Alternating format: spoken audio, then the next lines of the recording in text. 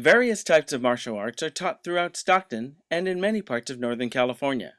One of the more unique types is Eskrima, also called Arnis or Kali. Often referred to as stick fighting, it traces its origins to the Philippines, where it is an important part of Filipino heritage and history. We take a moment to meet a group of dedicated instructors who teach students through their organization, Bahala-Na Multi-Style Escrima. The special part of this group is not the dedication or the skills of the instructors, with many whom have had years of training, but it's the fact that they do not charge students for instruction. Their practice halls are donated, and equipment is also done on a donation basis. Clarence Louie takes a look at this organization in this feature article. Hi, this is Clarence Louie. I'm here at downtown at the Filipino Plaza. And there seem to be a lot of young people behind me, a lot of energy, and a lot of things going on.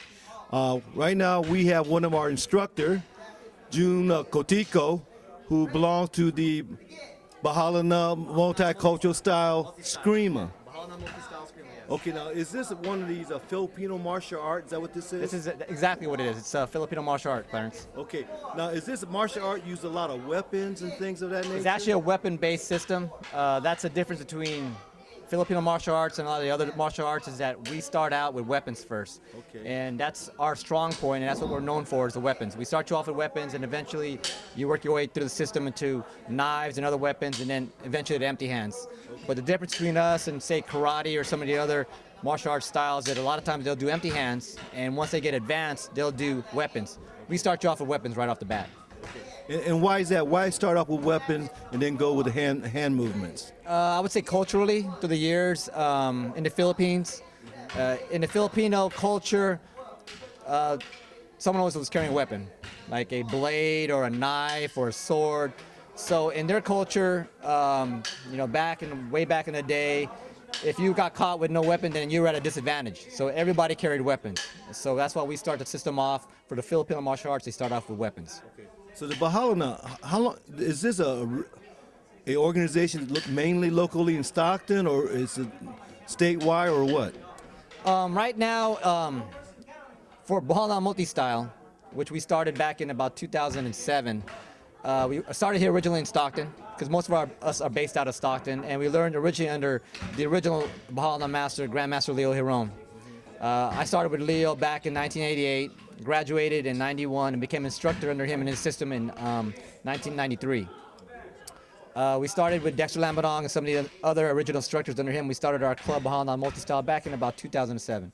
Since 2007, we've grown so much that we now have affiliate schools in Hawaii, Ohio, one we're developing in England, Monterey, and we also have other people that are asking us if they can start teaching our system. So we're growing.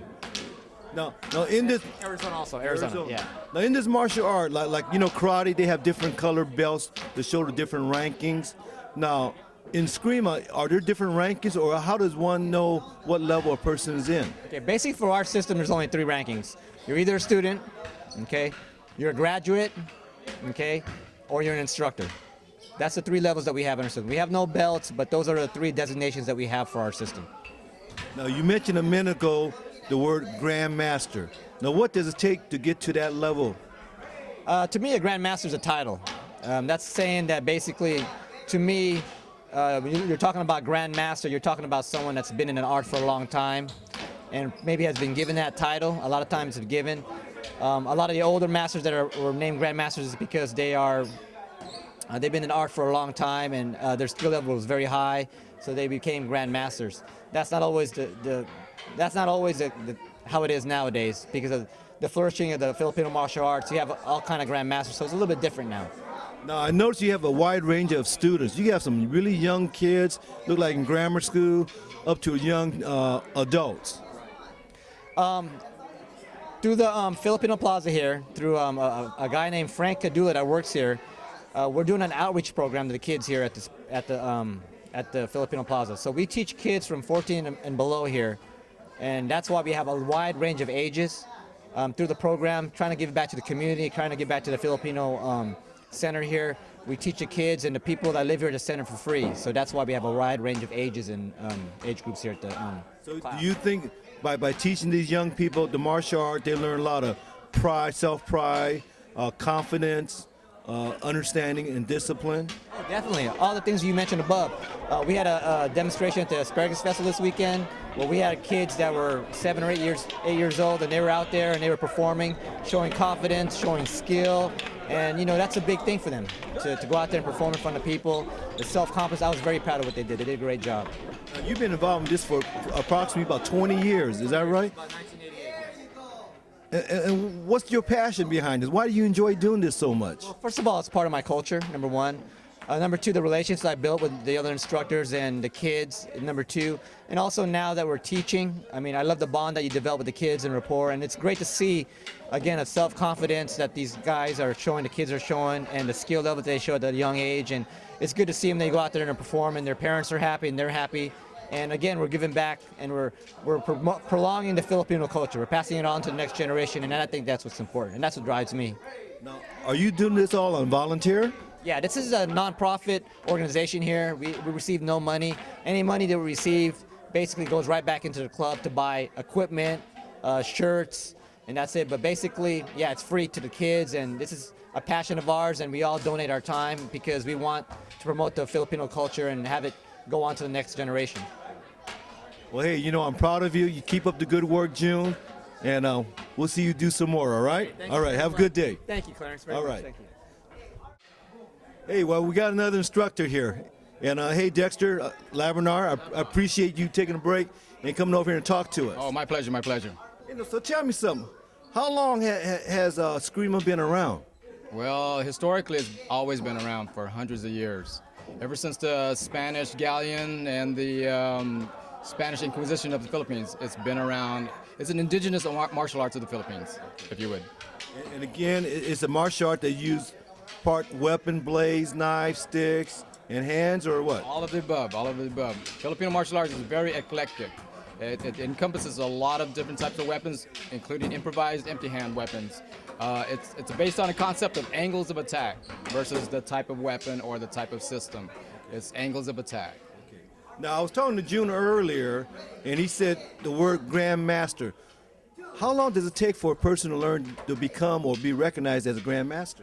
Well, that varies by association to association, because there's a grandmaster of chess, a true grandmaster who masters the game of chess. That's a pretty common term in the world of chess. In the world of martial arts, it's very, very loosely used.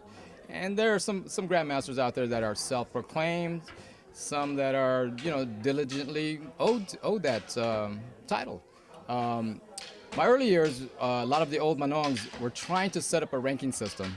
And they said that an individual with at least 35 to 40 years of practice and at least 55 to 65 years old would be considered a grandmaster.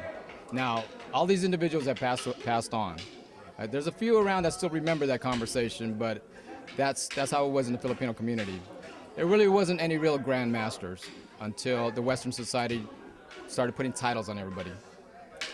So are you telling me in this art, a person can learn that much? In 40 years, they can still learn even more techniques? Oh, yeah,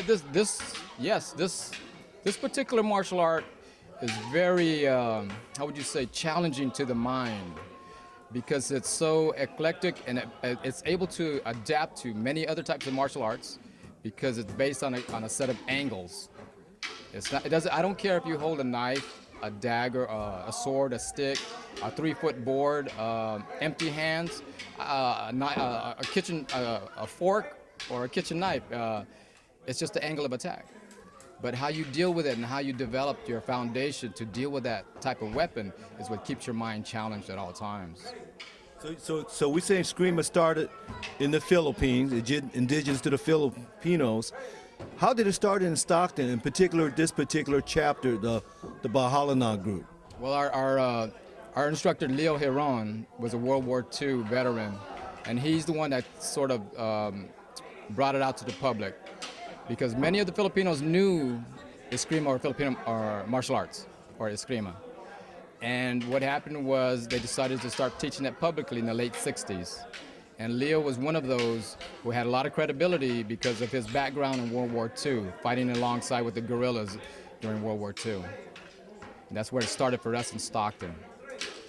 Then he started his own studio and the students involved.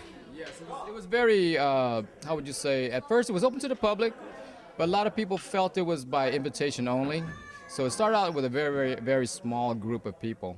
Like Danny Inosanto, he was one individual that has really grown in popularity because of his affiliation with Bruce Lee. But we felt proud because he's from Stockton. And he introduced Filipino martial arts to Bruce Lee. And Bruce Lee utilized a lot of the techniques that he learned from Dan. And they did a lot of cross-training. But for us here in Stockton, it's really more of a cultural awareness thing. And then we started sharing it to the public because it was so basically effective for self-defense. Now, I noticed you have a wide range of students in different ages. Now, they can start as young as what? It's all about attention span. I've seen some kids at 4 or 5 years old really have that will or desire or, how would you say, interest. You can see it in a person's eye. And if they don't, eventually, a month or two, they'll drop out, eventually. Now, I noticed earlier when the kids were practicing, or the students, now, what do you try to do with them in the beginning, entry level? What are you trying to teach them? Oh, basically just muscle mechanics, how to hold their weapon or their sticks, how to stand, get them balance, attention, try to stay focused, those type of basic disciplines. And then as they get a little bit more advanced, what are you trying to teach them then?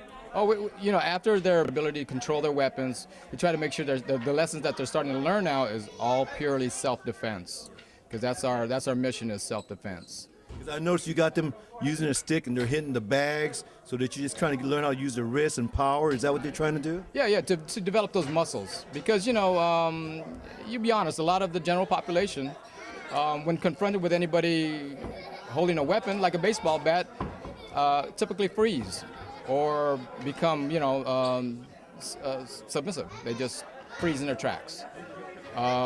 When these kids start to build confidence that, if you can control a weapon, you can defend against a weapon. So how often do these students practice? How often do you guys provide lessons, and where do you provide all your lessons at? Oh, we had some great opportunity here at the Filipino Plaza on Wednesdays, 6 to 8 p.m. This has been a good community outreach program for the Filipino Plaza Center. And then also on Saturdays, we have a class at the Delta College. At a couple of different centers over there, but we've been having some pretty good, consistent classes there, and the opportunity to train there has been really, really helpful for us. Is there a cost for these students to pay for tuition? Right now, I leave that up to Stockton because it's more of we're trying to get it into a nonprofit type of status. So right now, where the kids at a certain age are free, and the adults, we ask for donations to help offset some of the costs for training materials and so forth. But right now, it's more of an outreach community type of program for us right now. Now, I noticed you got quite a few instructors or people assisting you guys. How many people are involved teaching? There's quite a few. If I don't know you'd ask me that question, I would have got a count. But a lot of these guys, they come here out of the passion to teach, or the passion of tradition to teach.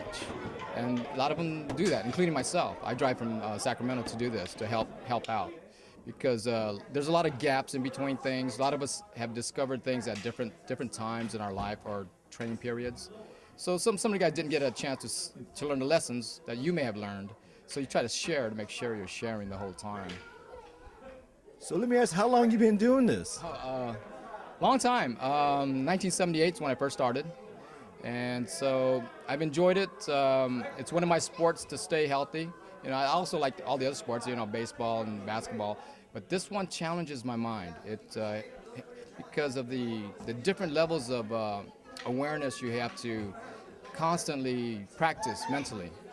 So, I really enjoy martial arts. Martial arts in general, Filipino martial arts more preferred, but martial arts in general, yeah.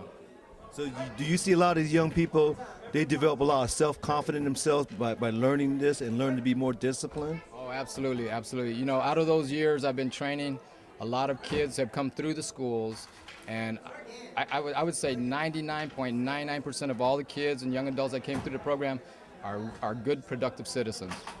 They really turn out to be good people. So how many students do you think you got right now? I couldn't give you a count.